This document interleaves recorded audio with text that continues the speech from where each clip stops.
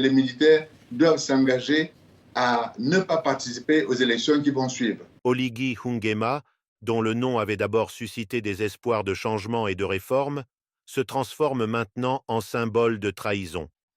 Initialement, il avait juré de remettre le pouvoir aux civils à l'issue de la transition, un engagement qui avait éveillé l'espoir d'une démocratie retrouvée.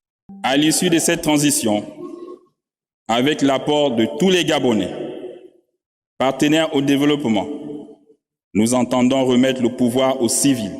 Cependant, à mesure que le temps passe, ces promesses semblent se dissoudre dans l'ère des ambitions personnelles. Donc soyez patients. Ce que nous avons fait en 12 mois, regardez la volonté.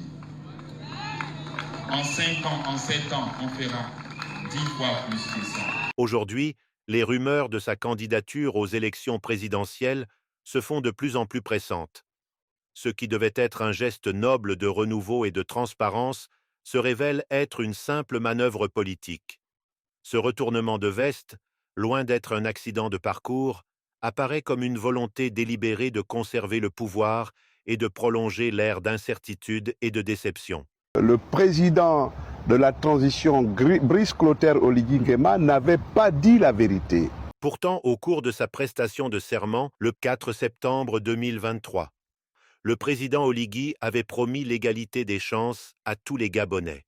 Il est donc important que les Gabonais de toutes les couches s'accordent pour adopter une nouvelle constitution par référendum qui garantisse à tous les mêmes chances.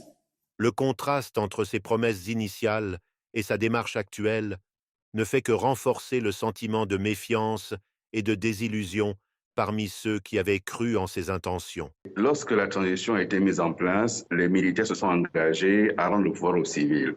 Le dialogue qui vient d'avoir lieu montre malheureusement la volonté des militaires de toucher les institutions, de s'organiser de sorte qu'un chemin soit dessiné au général Oligui en écartant les éventuelles candidatures des autres Gabonais, citoyens. Ce changement de cap ne laisse guère de place à l'espoir d'une transition véritable, mais plutôt à une perspective sombre d'une ambition personnelle qui écrase les idéaux démocratiques. Nous sommes déjà dans un contexte de fraude. La fraude, ce n'est pas que l'urne. La fraude, c'est quand vous dites à vos adversaires potentiels qui ne peuvent pas se présenter.